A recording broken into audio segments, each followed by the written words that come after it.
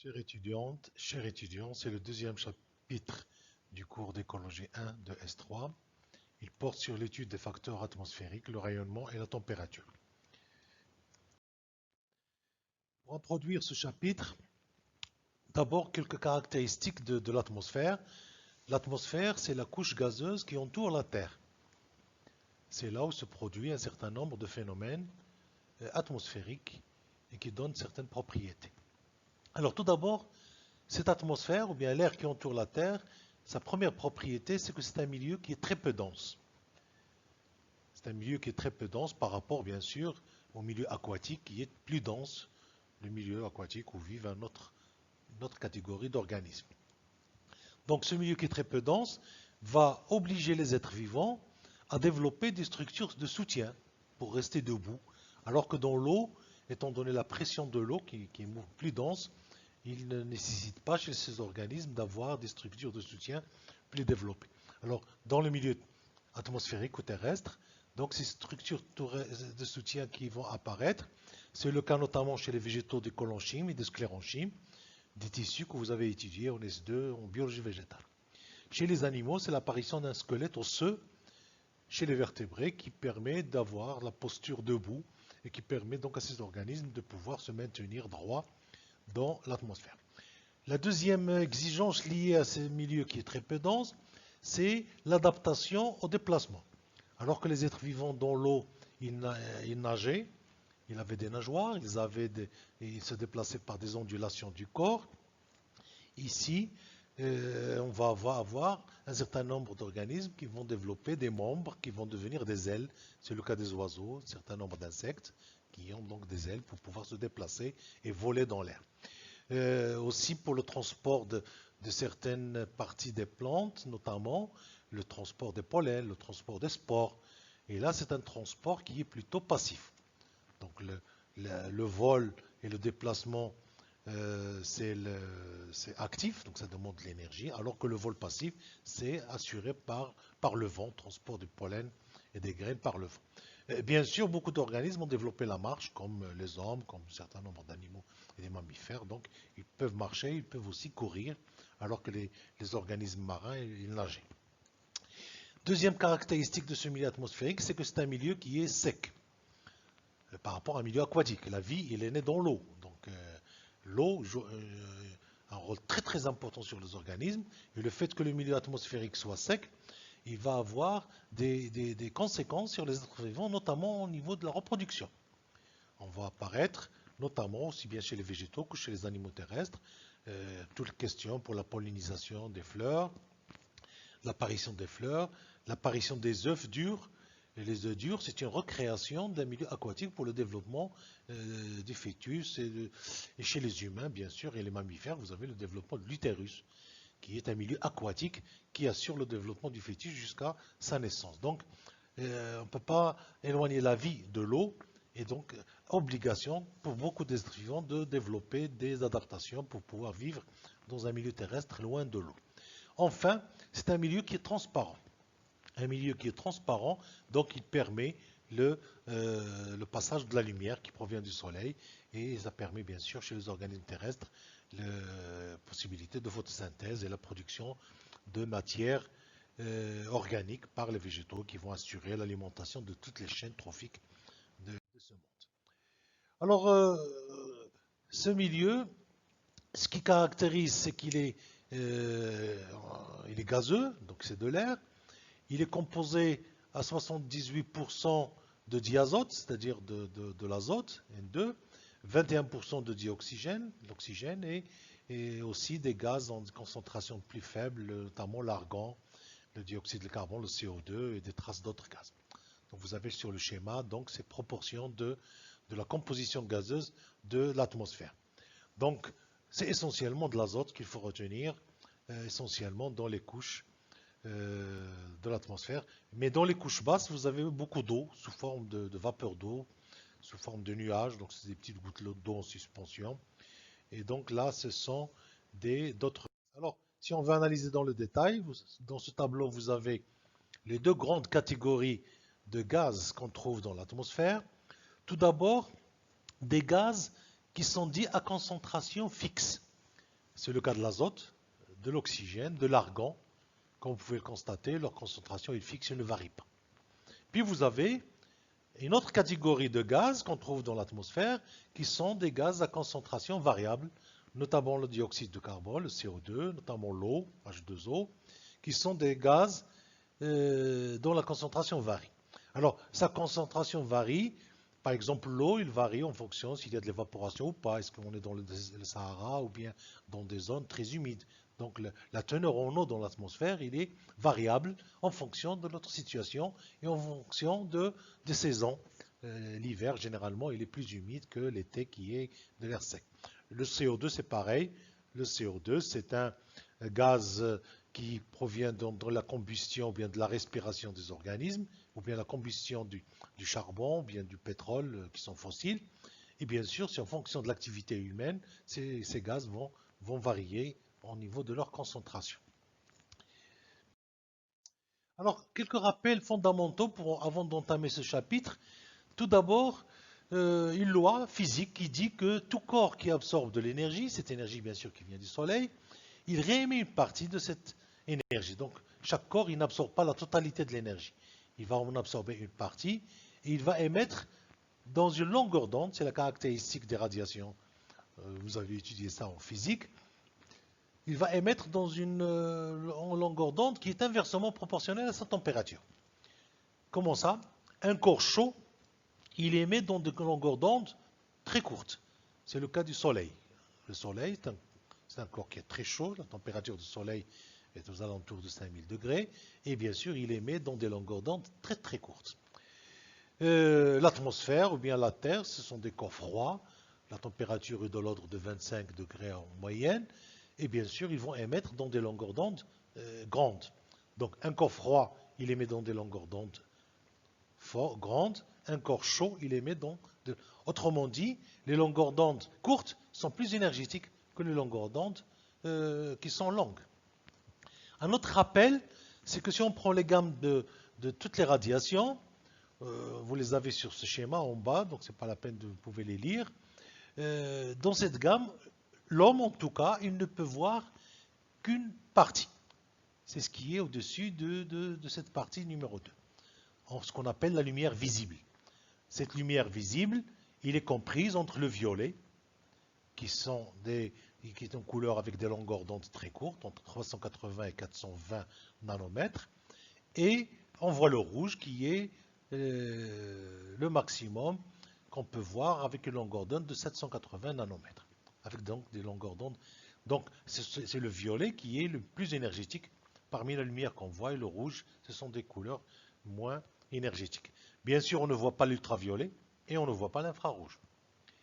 Ces couleurs, l'infrarouge par exemple, c'est les radiations, ou bien le rayonnement que vous utilisez lorsque vous utilisez avec votre télé. Par exemple, la télécommande de votre télé, eh bien, il émet des longueurs d'onde que vous ne pouvez pas voir et qui sont faiblement énergétiques, c'est-à-dire qu'ils ne sont pas très dangereuses. Par contre, les ultraviolets, c'est la lumière que vous avez au soleil. Et si vous mettez au soleil l'été, il y a donc une forte radiation ultraviolet, et c'est celle qui vous fait bronzer, par exemple, la peau, étant donné qu'elle est très énergétique et très chargée en énergie. Donc voilà ces deux rappels. Alors, la structure de l'atmosphère terrestre, on peut très facilement la simplifier en trois grandes couches, trois couches principales. Alors, les appellations changent d'un auteur à l'autre. Vous pouvez voir, retenir cette appellation que j'ai donnée. La couche la plus basse, c'est la troposphère. C'est la couche la plus basse. Tropos, ça veut dire trouble. C'est une couche trouble, c'est une couche sale, parce que c'est elle qui contient les poussières, c'est elle qui contient les nuages, c'est elle qui contient pratiquement toute la masse de l'atmosphère avec toute sa charge en eau. Et connaît des mouvements de vent horizontaux, c'est-à-dire d'un côté vers un autre, d'une région à une autre, ou bien verticaux, quand vous avez de l'évaporation, ça monte du bas vers le haut. Alors, qu'est-ce qui caractérise cette couche? C'est tout d'abord qu'elle contient pratiquement la totalité de la masse de l'atmosphère, plus de 90% de la masse de l'atmosphère, elle est comprise dans cette couche. Elle contient toute l'eau de l'atmosphère, donc au-dessus de cette couche troposphère, il n'y a plus d'eau, Et bien sûr, dans cette couche, du bas vers le haut, on assiste à un gradient climatique qui va, vous regardez le curseur en rouge là, qui monte, donc la température qui diminue au fur et à mesure qu'on monte dans l'altitude. Aussi, la pression de l'air qui diminue du bas vers le haut, comme vous pouvez le constater ici sur cette barre rouge à droite. Donc un gradient de froid qui est de l'ordre de 0,65 degrés tous les 100 mètres. C'est-à-dire on monte de 100 mètres et la température diminue de 0,65 degrés. La couche suivante, c'est la couche qu'on appelle stratosphère, c'est-à-dire une couche stratifiée. Pourquoi stratifiée? Parce que comme vous pouvez le remarquer ici, après la limite de la troposphère, qui est de l'ordre de 12 km d'altitude, eh bien, la température il est constante aux alentours de moins 56 degrés et que ça il ne varie pas. Puis après, il augmente quand on monte. Ça veut dire que vous avez une couche froide, ou bien température constante, et au-dessus, vous avez une couche qui devient plus chaude. Alors, pourquoi chaude? Parce que c'est cette couche qui contient la couche d'ozone, O3. C'est une molécule d'oxygène à 3 atomes. Et bien sûr, il absorbe de grandes quantités d'ultraviolets, des rayonnements solaires, et bien sûr, la température augmente. Donc ça, c'est la deuxième couche qui va du 12e kilomètre jusqu'au 50e kilomètre au-dessus de la surface terrestre.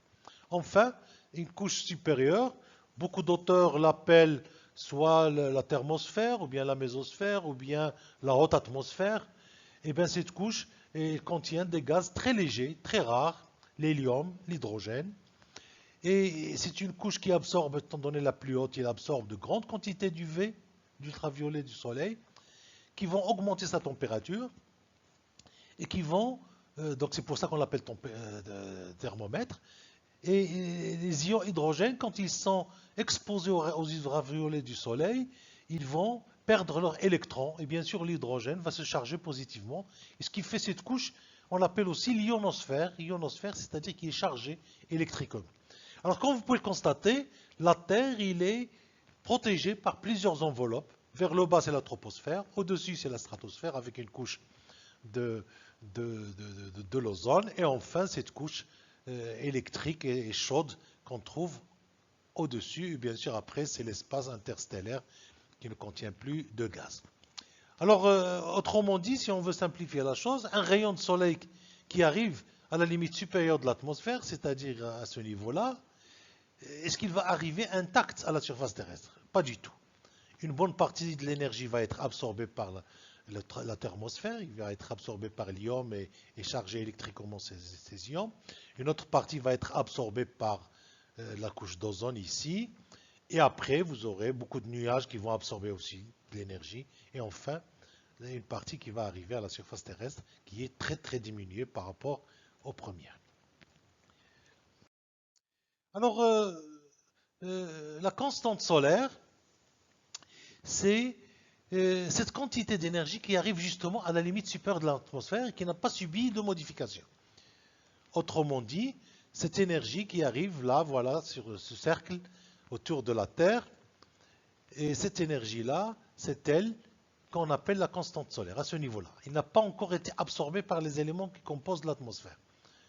Donc ces rayons qui arrivent, ils sont mesurés à la limite supérieure et ça donne une valeur à peu près de 2 calories centimètre carré et par minute. C'est-à-dire chaque centimètre carré de la surface externe de l'atmosphère, il reçoit 2 calories. Bien sûr, ces 2 calories, ils n'arrivent pas jusqu'à la Terre comme je vous l'ai expliqué. Alors, essayons de voir maintenant l'évolution du rayonnement solaire dans l'atmosphère. Donc l'atmosphère, ici la Terre, et vous avez la couche d'ozone au milieu ici, et on va suivre un rayon qui va pénétrer cette atmosphère. Alors dans cette atmosphère, vous avez des nuages et vous avez des saletés, des poussières qui constituent et qui entrent dans la composition de l'atmosphère. Alors ce rayonnement incident, il arrive à la limite supérieure ici. Qu'est-ce qui lui arrive? Une première chose, une partie va se réfléchir. C'est comme si vous prenez le miroir. C'est les questions d'optique que vous avez étudiées en physique. Un rayon qui arrive, une partie va être réfléchi dans l'atmosphère. Il ne rentrera jamais dans l'atmosphère. C'est ce qu'on appelle la réflexion. qui porte aussi un autre nom, c'est l'albédo. L'albédo, c'est toutes les formes de réflexion. Donc ce rayonnement, il continue, et la première chose qu'il va rencontrer, c'est une couche d'ozone, et là, de nouveau, une réflexion, on va les numéroter. La réflexion sur la limite supérieure de l'atmosphère, c'est R1, et la réflexion sur la couche d'ozone, c'est R2. Le rayon continue, il rencontre cette fois-ci donc les poussières, les saletés de l'atmosphère et les nuages, c'est de l'eau. Et là encore, ça change de milieu, et une troisième réflexion. Et enfin, une partie qui va arriver au sol, et à la surface, va rencontrer la surface terrestre qui est formée soit par la forêt, soit par des surfaces aquatiques, les océans, ou bien par la neige, les zones polaires qui sont couvertes de neige. Et bien sûr, là, il y aura encore une réflexion qui est la quatrième réflexion. Donc ça, c'est l'évolution. On voit que ce rayon que j'ai mis en bleu, il est en train de diminuer. Il perd de son intensité, il perd aussi l'énergie qu'il transporte. Alors, cette énergie qui arrive jusqu'à la surface terrestre, on va l'appeler le rayonnement direct. C'est une quantité grand Q. Les poussières dans l'atmosphère, c'est des cristaux de minéraux. Ils vont jouer le rôle de prisme. Et quand la lumière traverse un prisme, il va subir un phénomène particulier, c'est la diffraction. C'est-à-dire qu'il va se disperser dans tout l'espace et ça va produire un rayonnement qu'on va appeler le rayonnement diffus, qui a subi la diffraction. Donc il n'arrive pas de façon directe à la surface terrestre, il arrive après avoir subi la diffraction dans l'atmosphère par les poussières. Donc à la surface, on va avoir un second rayonnement qui arrive, c'est le rayonnement diffus ou bien indirect. Dans l'atmosphère, l'eau, tous les constituants gazeux de l'atmosphère, ils vont absorber cette énergie, qui est l'énergie qui vient du Soleil. Elle a une caractéristique particulière, c'est un rayonnement qui est très chaud, donc avec des longueurs d'onde très courtes. Et la réflexion, il ne change pas les caractéristiques physiques du rayonnement. Le rayonnement réfléchi, il reste avec des longueurs d'onde très courtes. Donc, par contre, les corps de l'atmosphère, qui est un corps froid, quand il absorbe l'énergie, il réémet une partie, selon la loi physique que je vous ai énumérée au début, il va réémettre une partie de cette énergie sous forme d'un rayonnement inversement proportionnel à sa température, c'est-à-dire on va avoir un rayonnement qui est réémis, que j'ai mis en rouge, c'est le rayonnement atmosphérique. C'est-à-dire c'est le rayonnement propre de l'atmosphère après avoir absorbé de l'énergie solaire. Eh bien, ce rayonnement, il est émis avec des longueurs d'onde qui sont longues. Enfin, la Terre, il a absorbé une partie de l'énergie. Qu'est-ce qu'il a absorbé? Il a absorbé le rayonnement atmosphérique, il a absorbé le rayonnement direct, il a absorbé le rayonnement Q, la totalité. Il va les absorber, et une fois qu'il a absorbé, il va réémettre une partie, comme l'a fait l'atmosphère, il va émettre un rayonnement terrestre qu'on a appelé grand R, grand T. C'est le rayonnement terrestre. Donc comme on voit sur ce schéma, le rayonnement solaire, quand il traverse l'atmosphère, il subit plusieurs modifications. Il subit le phénomène de réflexion à plusieurs niveaux. Il subit le phénomène de diffraction et dispersion dans tous les sens. Et enfin, il subit les phénomènes d'absorption par les éléments de l'atmosphère et par la Terre, et qui est réémis sous une autre forme. C'est le rayonnement atmosphérique quand il s'agit de l'atmosphère, et c'est le rayonnement terrestre quand il s'agit de la Terre. Donc voilà. Alors, titre de rappel, la réflexion n'est pas une valeur constante, elle dépend d'un coefficient qu'on appelle la réflectance. C'est le rapport entre l'énergie réfléchie par rapport à l'énergie incidente. C'est un coefficient, c'est un pourcentage. Donc par rapport à l'énergie qui arrive, combien est réfléchi. Donc on va faire ici ce qui est jaune, réfléchi par rapport à ce qui est bleu ici. C'est l'énergie incidente et vous avez le calcul de l'albédo. Alors ce schéma, il résume ce que je viens de dire. Le rayonnement solaire, il va être réfléchi sur les nuages, il va être absorbé par les éléments de l'atmosphère, il va être dispersé donc sur le rayonnement diffus par les phénomènes de diffraction. Une partie va arriver directement à la surface terrestre et la Terre il absorbe et il a son propre réflexion et son propre rayonnement. Bien sûr, la constante solaire, il est à cette limite, à la limite supérieure de l'atmosphère. C'est 2 calories par centimètre carré par minute. On peut les exprimer en watts, qui est une autre unité d'expression de l'énergie. Et à la limite supérieure, la constante solaire, il est de 1367 watts par mètre carré. Alors maintenant, essayons de voir le bilan radiatif à la surface terrestre. Euh, je ne vous demande pas d'apprendre par cœur ce chiffre, mais de comprendre un petit peu ce qui se passe. On va prendre une certaine quantité d'énergie qui arrive, on va l'estimer à 100, et on va voir qu'est-ce qui va se passer. Alors comme vous pouvez le voir, ce rayonnement, il n'y a que 51 qui arrivent jusqu'à la surface terrestre par rapport au 100. 49, ils ont été perdus, soit absorbés par le nuage, soit absorbés par l'ozone plus haut, et une partie qui a été réfléchie. Réfléchie par la surface de l'air, réfléchie par les nuages, et réfléchie par la surface terrestre. Alors comme vous pouvez le constater, cette énergie qui est réfléchie, il garde les mêmes caractéristiques que l'énergie incidente, c'est-à-dire une longueur d'onde qui est très longue. Donc ça c'est le rayonnement solaire entrant, et ça c'est des courtes longueurs d'onde très énergétiques qui sont au total de 30 qui sortent par réflexion.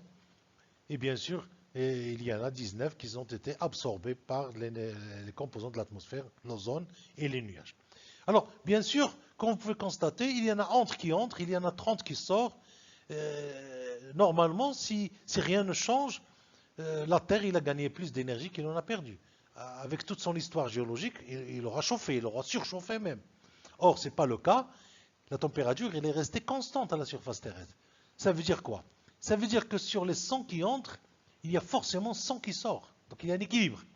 Quand on imagine le bilan radiatif à l'échelle de la Terre, il y a un équilibre. Et l'équilibre, on le voit ici. S'il y a 51 qui entrent à la surface terrestre, il y a 51 qui sortent. 51 unités. Soit c'est l'émission nette de la surface de la grande longueur d'onde, c'est-à-dire le rayonnement terrestre lui-même. Quand il traverse l'atmosphère, de nouveau, il est absorbé par le nuage, il y en a 6 qui sortent. Il y a de l'énergie sensible, de flux sensible de la Terre, c'est l'énergie propre de la Terre, qui fait partie de sa géologie. Vous savez, il y a des volcans qui dégagent de la chaleur, donc il est dissipé vers l'atmosphère, c'est l'équivalent de cette unité. Et bien sûr, la Terre, il emmagasine pendant la journée, surtout dans les océans, ils absorbent une quantité d'eau, et la nuit, ils la réémettent, cette quantité d'eau, c'est-à-dire c'est un flux de chaleur latent, c'est-à-dire avec un retard. Et quand on voit le total vers le haut, eh bien 6 plus 38 plus 26, ça fait 70 unités. Et ces 70 unités, ils sont émises avec de grandes longueurs d'onde, c'est-à-dire faiblement énergétiques par rapport à cette énergie courte qui est directement du Soleil. Donc voilà, ça ce sont donc les deux formes. Et vous avez 100 qui entrent et 100 qui sortent à la limite supérieure de l'atmosphère. Et 51 qui entrent à la surface terrestre, les océans et les continents. Et il y en a 51 unités qui sortent. Donc à l'échelle de la Terre, il y a un équilibre énergétique. C'est-à-dire qu'il n'y a ni réchauffement, ni refroidissement de la Terre. Alors, les longueurs d'onde des différents types de rayonnement, ça c'est un petit rappel. Il y a le rayonnement à courte longueur d'onde, très énergétique, c'est le rayonnement solaire direct. C'est le rayonnement indirect ou diffus. Et le rayonnement à grande longueur d'onde, c'est le rayonnement atmosphérique, c'est-à-dire l'énergie absorbée par l'atmosphère et elle est réémise sous forme de rayonnement atmosphérique. Donc c'est de grande longueur d'onde. Le rayonnement terrestre, d'accord? Et enfin, le rayonnement réfléchi, l'albédo, il dépend de la forme d'énergie d'origine. Si c'est le rayonnement solaire qui est réfléchi, eh bien, il garde les caractéristiques, ça sera un rayonnement à courte longueur d'onde. Si c'est le rayonnement atmosphérique qui est réfléchi, il va avoir les caractéristiques du rayonnement atmosphérique, c'est-à-dire de grande longueur d'onde. Alors, je vous donne un petit texte ici pour expliquer la réflectance et ces notions donc, de facteurs réfléchis, que vous pouvez lire et faire des petites recherches si ça vous intéresse par la suite. Alors, si on va maintenant à la surface terrestre, on va calculer le bilan radiatif à la surface. Donc, à titre de rappel, un rayonnement net, grand R, grand N, c'est les entrées moins les sorties, c'est-à-dire les gains moins les pertes, ce qui entre par rapport à ce qui sort. Alors, sur une surface terrestre ici en bas, ce qui entre, c'est le rayonnement direct, plus le rayonnement indirect ou diffus, petit q, plus le rayonnement atmosphérique. Et ce qui sort, c'est la réflexion, R4, de tous ces rayonnements, et bien sûr le rayonnement terrestre émis par la Terre. Alors, ça nous donne cette formule. Le rayonnement net, c'est Q, le rayonnement direct, petit q, le rayonnement indirect ou diffus, duquel on déduit la réflexion, plus le rayonnement atmosphérique qui entre, moins le rayonnement terrestre qui sort. Alors, comme vous pouvez le constater, ceci, c'est ce qu'on appelle le bilan du jour. Quand le soleil brille dans le ciel, la réflexion, elle va se produire sur toutes les formes d'énergie qui arrivent. Rayonnement direct, rayonnement indirect et le rayonnement atmosphérique. Pendant la nuit, le bilan de la nuit, il change. Pendant la nuit, le rayonnement net, qu'est-ce qu'il y aura? Le rayonnement direct, il n'y est plus. Le rayonnement indirect, il n'y est plus. L'atmosphère, il est toujours avec son énergie, donc il émet un rayonnement atmosphérique, c'est Ra, moins la réflexion sur uniquement le rayonnement atmosphérique, donc le rayon R4, il ne va être dépendant que de R4, alors que dans la journée, ce qui est réfléchi, c'est grand Q, petit q plus Ra. La nuit, c'est uniquement le rayonnement atmosphérique qui entre, et bien sûr, moins le rayonnement terrestre, l'énergie du soleil, de la Terre qui sort. Alors, à quoi sert le rayonnement en général? Alors, le rayonnement net, c'est-à-dire le rayonnement qui arrive dans l'atmosphère et à la surface terrestre, tout d'abord, il va servir à l'échauffement du sol et de l'eau.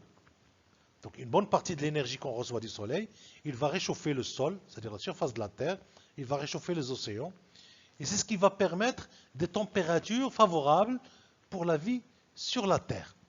C'est ce qu'on appelle l'effet de serre, c'est-à-dire une partie va être absorbée et permettre donc de maintenir une température de l'ordre de 25 degrés en moyenne à la surface terrestre. Deuxièmement, c'est l'échauffement de l'air au contact du sol. Et ceci, c'est ce qui va maintenir donc cet effet de serre dont j'ai parlé.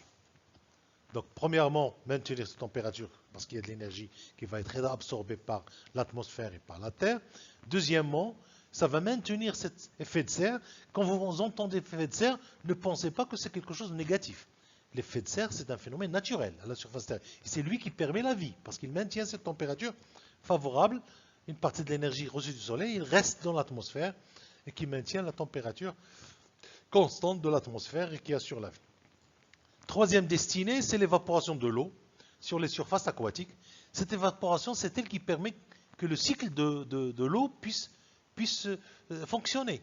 Évaporation qui monte, l'eau monte dans l'atmosphère sous forme de vapeur, puis après il va aller dans une autre zone où il va subir les condensations, il va repasser à l'état liquide et qui va tomber sous forme de pluie, qui va couler dans les rivières, les lacs, etc. Il va retourner vers les océans. Donc ce cycle de l'eau entre la Terre et les océans et l'atmosphère, il est dû justement au fait qu'il y a de l'énergie qui permet justement l'évaporation. Donc, c'est le cycle de l'eau et c'est les climats de la Terre. Sans ces mécanismes de fonctionnement et des échanges d'énergie entre les différentes surfaces de la Terre, que ce soit l'atmosphère, que ce soit l'hydrosphère, c'est-à-dire les surfaces de l'eau, ou bien la géosphère, les surfaces terrestres, eh bien, les climats n'auront pas lieu et le cycle de l'eau n'aura pas lieu. Enfin, une partie de cette énergie, elle va servir à un phénomène très important, c'est la photosynthèse. Alors, en termes de quantité, c'est négligeable par rapport aux trois postes premiers, l'énergie absorbée par l'atmosphère, par la Terre et par les océans, mais c'est très important pour la vie sur la Terre lorsque vous avez une partie de cette énergie qui est convertie de l'état physique en état chimique sous forme de matière organique, justement par les végétaux. Mais en termes de quantité, c'est quelque chose de très faible, pratiquement négligeable, insignifiant par rapport à l'énergie absorbée dans les autres formes. Alors, comment on va mesurer le rayonnement? Le rayonnement, on peut le mesurer selon deux approches. Tout d'abord, vous avez l'approche énergétique. Le flux énergétique, par exemple, c'est la quantité d'énergie transportée par unité de temps. Donc c'est une différence d'énergie de watts par rapport à des unités de temps. On peut l'exprimer en calories par minute, en calorigrammes par minute, ou bien des watts. Le watt, c'est 1 joule par seconde. Le flux, la densité de flux, donc on rajoute la surface, c'est une différence de flux d'énergie par rapport à une différence de surface. Et c'est ce qu'on appelle le rayonnement. Donc le mot rayonnement, c'est une densité de flux, c'est une quantité d'énergie qui arrive sur une surface par unité de temps. Donc c'est une forme, c'est cette forme d'énergie qui va nous donner les températures, qui va nous donner toutes les formes de réchauffement de la surface terrestre, etc. Donc le rayonnement solaire, on peut l'exprimer de cette façon, une approche énergétique. Mais on peut aussi l'exprimer par une approche photométrique. Comme vous savez, le rayonnement solaire, ce n'est pas uniquement de l'énergie, mais c'est aussi de la lumière. Et là, on va parler de flux lumineux. C'est une quantité de lumens ou bien de photons reçus par unité de temps. On appelle l'unité, c'est le lumen. C'est l'unité que vous utilisez quand vous prenez votre appareil photo ou bien votre portable. Quand vous prenez un film exposé à la lumière, eh c'est la lumière qu'on considère. Ce n'est pas l'énergie dans ce cas-là. Et c'est le flux lumineux qui nous intéresse. Et si on rajoute la densité de flux lumineux, c'est ce qu'on appelle le lux. Donc c'est 1 lumen par mètre carré. Ou bien un photone, c'est 1 lumen par centimètre carré, c'est des petites quantités. Et dans ce cas-là, on parle de l'éclairement. Donc l'éclairement, c'est la quantité de lumière reçue par unité de temps et par unité de surface. Et bien sûr, c'est la forme du rayonnement qui est utilisée par les plantes, pour la photosynthèse notamment. Voilà pour cette première partie.